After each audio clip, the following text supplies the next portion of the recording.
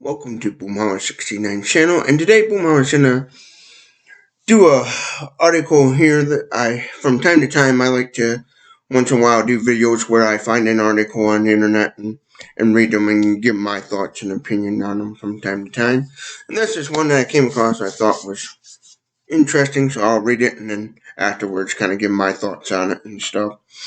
It says here it's from Business Insider. I'll put the link in the description, so if you want to read the article for yourself, I'll put the link in the description so you can go back to this article, follow along if you like, or whatever. See inside, and it's from businessinsider.com. See inside Pallets Pallet Factory, building prefab tiny homes that can be set up in an hour to house homeless people in cities like Dallas, Boston, and Los Angeles. The Washington-based Pallets is building tiny homes to shelter people who are unhoused. There are about 100 villages made of pallet shelters across the U.S. housing over 2,000 people. See inside Pallet Factory building about 80 tiny homes a week. That's what I thought about doing, is taking some pallets and trying to build maybe a little small structure of some sort. That would be good to give to a homeless person in my area to live in. Basically take some pallets and build a little shed-like structure and make it into a tiny house. That's what I thought about doing. If factories and production lines can mass produce everyday items like smartphones and cars, why can't they be used to rapid build housing? That's what the Washington State-based Pallet Pallet, which specializes in building prefab tiny homes, realized in 2016. There's some pictures here of the inside. There's a little one ready to be set up. But instead of producing the typical luxury tiny homes that have flooded the real estate market, Pallets is building for those who need it the most, people experiencing homelessness. Over the last few years, several tiny home villages designed to shelter unhoused people have popped up across the U.S., from California to Massachusetts. There must be a machine that 3D prints, CNC machine that prints out these. There's one looks like it's being ready to be shipped, and then here's one that looks like that's already built and ready to go. That is a neat little structure. Many of these village programs have since been demand massive success, pushing more nonprofits and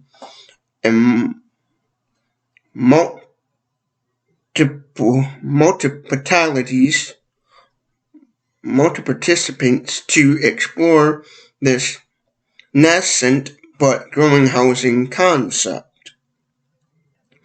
The tiny house homes at the Chandler Street Tiny Home Village. So there's what they look like, put together and ready to set up and ready to go. And almost all of them are now turning into pallets. The Everett, Washington-based company builds prefabricated units to house people who are unhoused. One of the company's biggest advantages is that produce products look and operate unlike traditional congregated shelters, which can often be triggered or traumatic for people who have been living on the streets. Instead, the Oregon company currently prefabricates 64 and 100 square foot tiny homes with lockable front doors, a community room and office. There's what their little office looks like. A bathroom with shower, toilet, sink. There's the inside little bathroom area. And when several of these units are organized together onto one property, they can create a full tiny home village. Think of these villages as a sort of micro community with resources like social services, medical care, and so forth, so on. The goal is for this occupant occupants and to eventually find permanent and stable housing, seeing opportunities outside of the Pallet village. But before this can begin, the process of building a village, no matter its location, starts in the Pallet's office and products faculty in Everett, Washington. There's the inside of their factory where they build these. And when it comes to the company's workforce, it's all about practicing what it preaches. Over 80% of the employees who work on these manufacturing side were previously unhoused, incarcerated, or experienced substance use disorders. Amy King's Pallet CEO told Insider.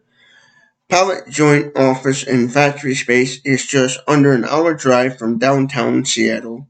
No, Seattle, Washington must be. Let's moved into its large headquarters about a year ago after it outgrew its roughly 5,000 square foot manufacturing space just 2 miles away.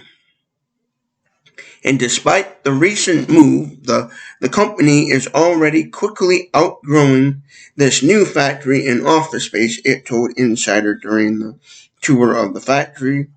There's one of the buildings being built. The inside pieces of the aluminum and reinforced plastic compost panels quickly are turned into full tiny homes. All of the components are built in-house, from the cutting of the tiny homes panels and aluminum pieces like shelf supports and roof trusses, to the wiring and assembly of the electrical panels and plumbing of the bathrooms.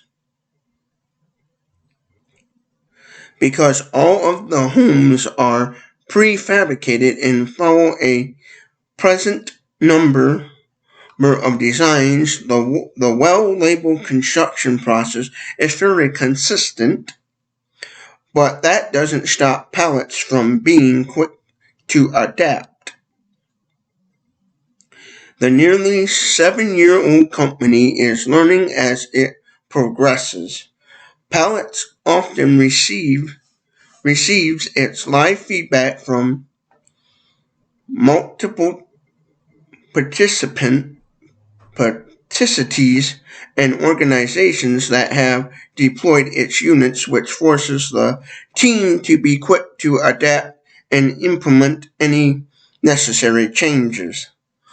On an average, the factory can pump out about 50 to 64 square foot shelters, 64 whereas and about 30 to 3,500 square foot shelters in 1 week.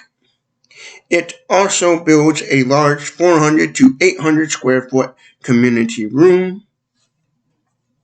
But this unit uses the same components as the Shelter 64 is the construction of process.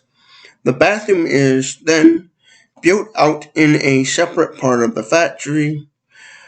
Pallet's goal is to turn the raw material into a finished product in 30 minutes, the company told Insider.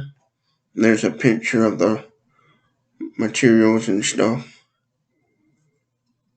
Right now, this process takes the team about 1 to 3 days. When the tiny homes are completed, they flat pack and ship to their final sites. The Pallet $7,500 Shelter 64s are by far the most popular units. So far, the company has built about 3,500 of these 64 square foot tiny homes. These units Units can accommodate up to 2 people or one person with a desk, giving the occupant more privacy compared to the communal con- congratulate shelters. Con- Congregate shelters. Congested shelters. Nonprofits or multiplicalities looking to house families together can instead purchase a 4-bed shelter. Both models can be assembled on site in under an hour, while an entire village can be built in little over a week. A significant faster timeline company compared to building a traditional congregated shelter from the ground up. If the homes need to be moved again, it can either be forklift out in one piece or disassembled in under an hour, flat packed again. After delivering the units, Pallets generally is un. After delivery of the units, Pallet Company is uninvolved in the village, but King says the company still wants the sites using its products to meet the company's standards and requires the service providers operating Pallet Village to supply necessary service like hygiene, food, safety, social services, access to transportation, and so forth on. These services help stabilize its residents in a sustainable manner, King says.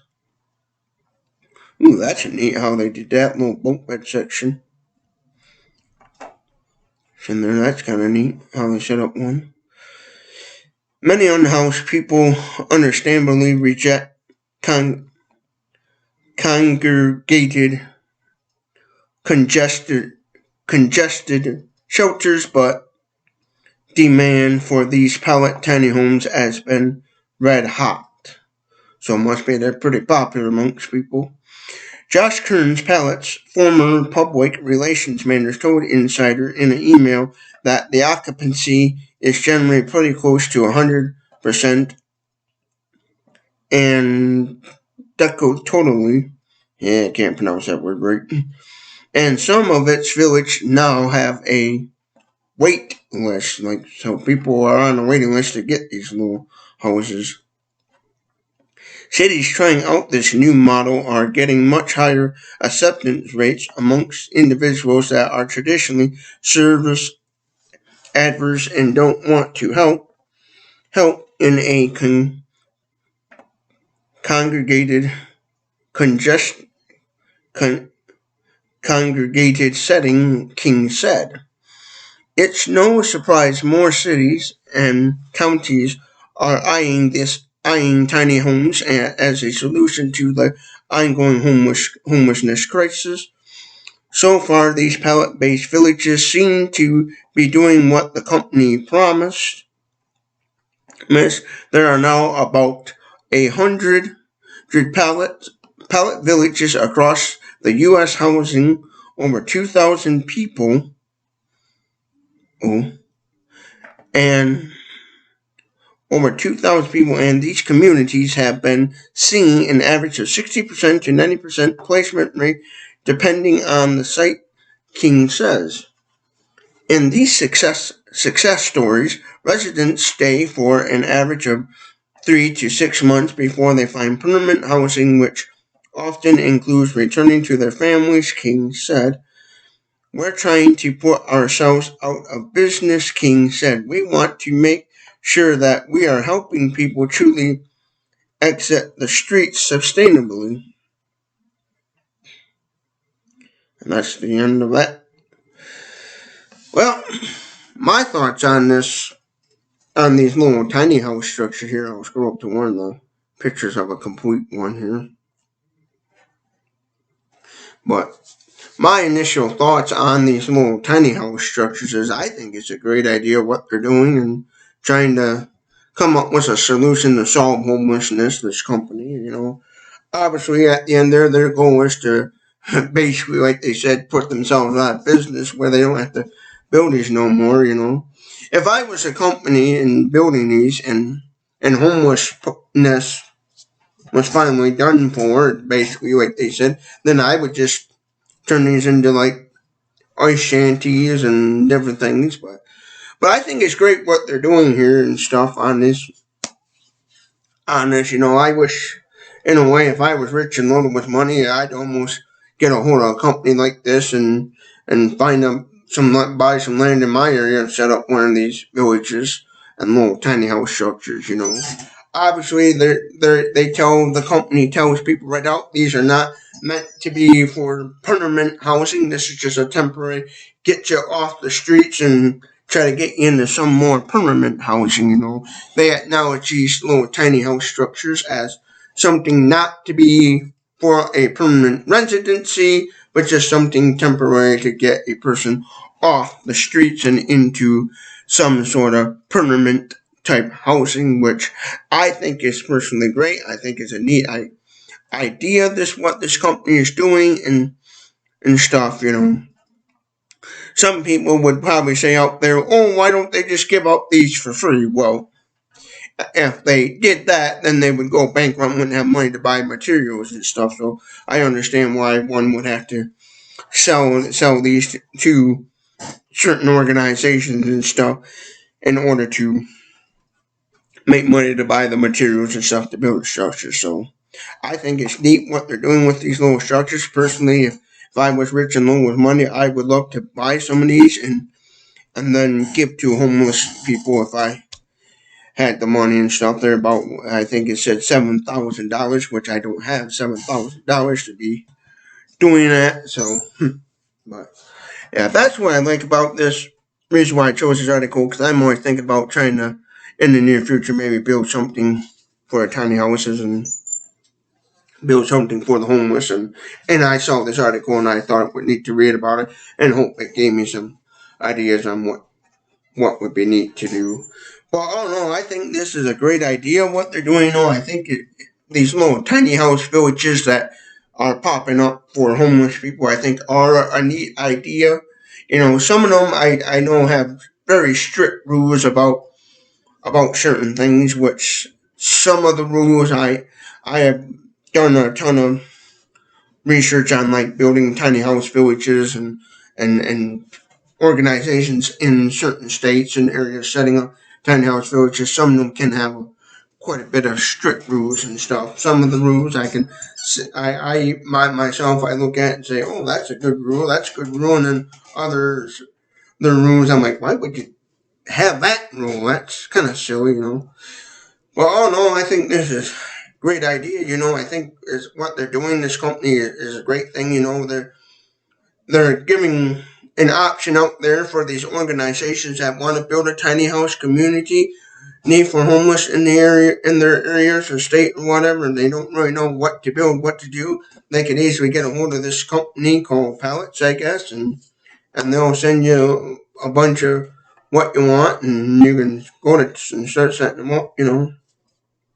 I first seen these videos on YouTube about these like tiny house villages popping up in California stuff, because I watched some videos many a times about California's homeless population and homeless issue, and they were showing these structures before, and then I just happened to get recommended this article about this company that makes them, and I thought, oh, cool, I'll do a video about that. And so, but all in all, my initial thoughts is I think this is a great idea. I think it's great that they got a variety of different ones, like shower rooms and office space and all that stuff, because that's great, because that's one thing you need if you're going to build a tiny house village for homeless people. You gotta have also a place where like welfare fair office workers, like family in our area we call them family independent agencies, welfare office, where the caseworkers and stuff can get with homeless, get them enrolled into some sort of welfare program or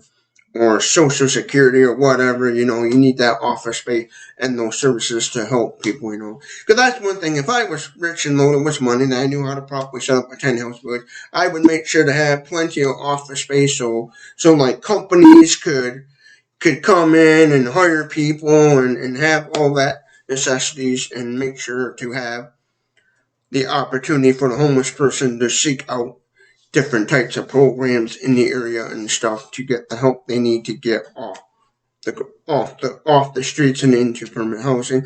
And I like how they actually acknowledge, the company themselves acknowledge that these little tiny house structures are not meant to be actual permanent housing structure.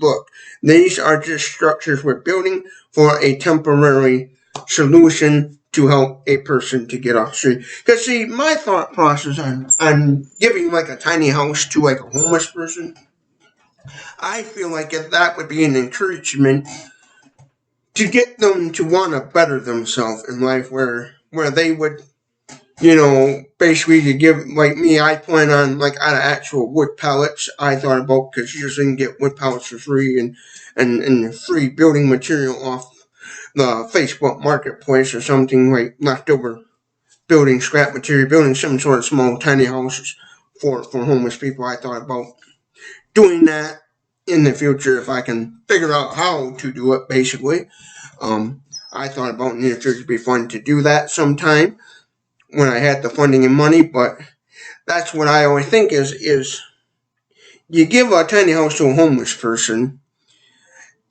My goal would be is to hope it would encourage them to say, "Hey, this is kind of nice. I like living this," and then they start thinking about it. Man, if I could find a way to get a job and better myself, I could have a bigger space, like an apartment or a mobile home trailer in a trailer park or a house or whatever, And that's what I think when I think about pointing that idea. I'm not, some people would say about if you gave a homeless person one of these, that they'll still be in it 5 years down the line.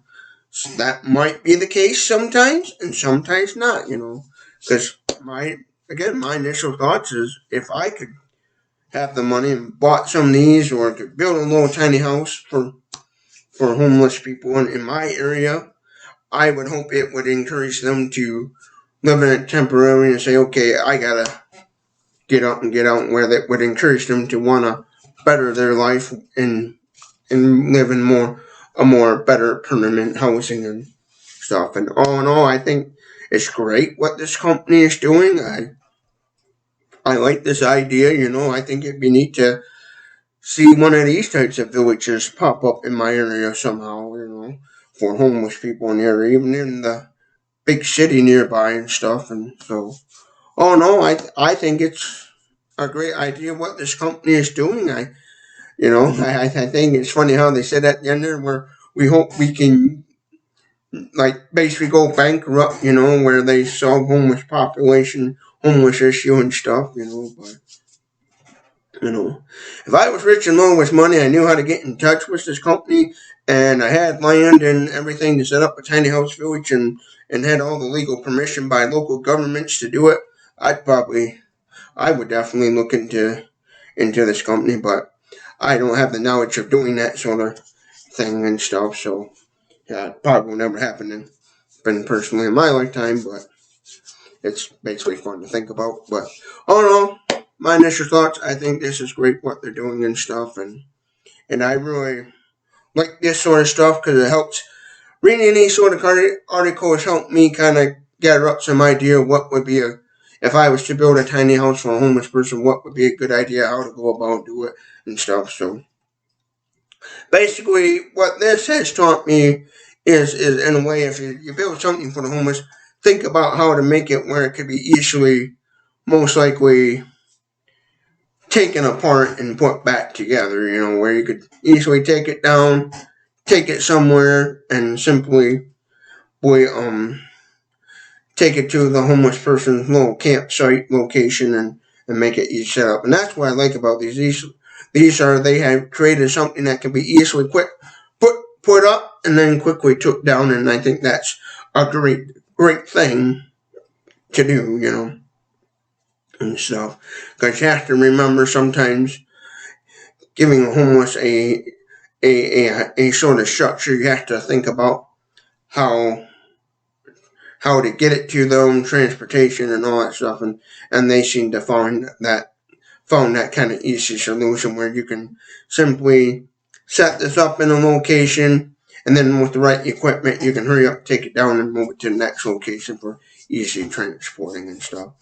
And I imagine if you had a way to get one of what they call pallet jack, little hand carts that a lot of factories and businesses use that have a little handle on it, and it's like a little wagon almost with some forks on it. You could probably take one of these down, throw it on there, and then cart it to another location if you was a homeless person or something, or even simply on a probably take this down and throw it on a wagon and probably wheel it around if it's not too heavy. I imagine. I don't know how heavy the walls and stuff would be once it's all folded up and took it down, but oh no, my final thoughts is I think this is a great idea. If you like this sort of video, hit that red subscribe button down below. Subscribe to Boomhouse 69's channel because it definitely help out Boomhouse 69. Comment below your thoughts on this video. If you thought it was a good video, bad video, whatever, If you like this video, and please share it with everyone you know because it'll help get Boomhouse 69 channel out there. And hit that thumbs up button if you did like this video. Again, comment your thoughts on this video or the article, whatever. And again, I'll put links in the description for this article if you'd like to go back and read this article for yourself. I'll make sure to put the link in the description. Hope you all have a good day, and thank you for watching.